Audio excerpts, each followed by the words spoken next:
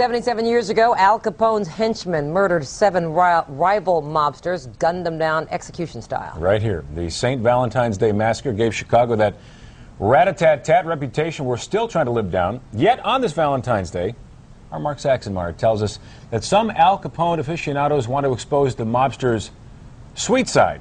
Capone and Cupid? Who knew? It's one of Chicago's secrets.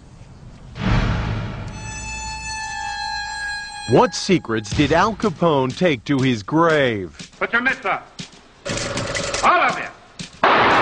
Were there more bloody massacres we don't know about? Hidden cash that still hasn't been discovered?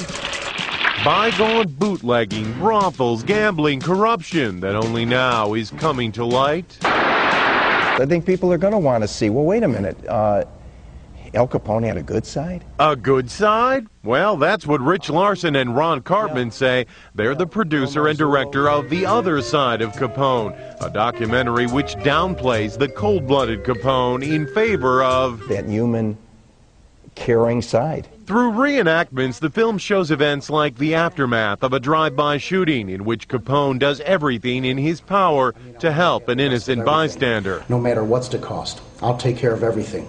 No matter if it costs $1 million, you just make sure you send me the bill, okay?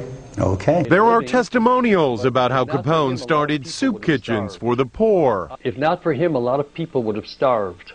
I mean, there were lines as long as the eye could see, and there was always a big sign that said donated by Al Capone and Associates. 91-year-old Frank Wojcicki talks about seeing Capone spreading his wealth at a Catholic church procession. And here he is, he's got a wad of money in his hand, and his guards are there, and he hands them a bill, whether it's $20, $50, or $100 bill, to put up on the Blessed Virgin. And there are dramatizations. The whole Capone family was like that, just normal, friendly people.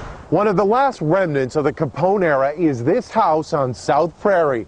It was Al Capone's house. He built it in 1923, and he lived here with his wife and his only child, a son, as well as several siblings and various other extended family members over the course of several years. Some of his own family members and friends had fallen ill due to drinking spoiled milk. So the film shows Capone insisting that expiration dates be added to all dairy products. He uses his influence on local government leaders to get it done.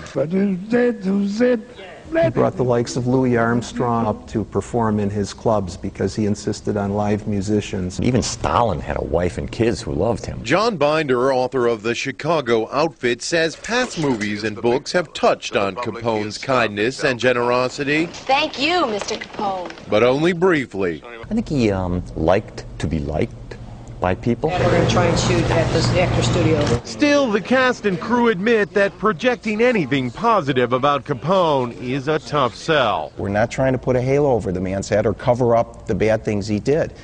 It's just showing those aspects of his life that most people don't know about. At the end of Capone's life, the film portrays him standing at a chapel service in prison. He was a broken man, and he could have very well been very sorry for many of the things that he did in his life. Sorry, indeed. With the Fox Focus, Mark Saxenmeyer, Fox Chicago News.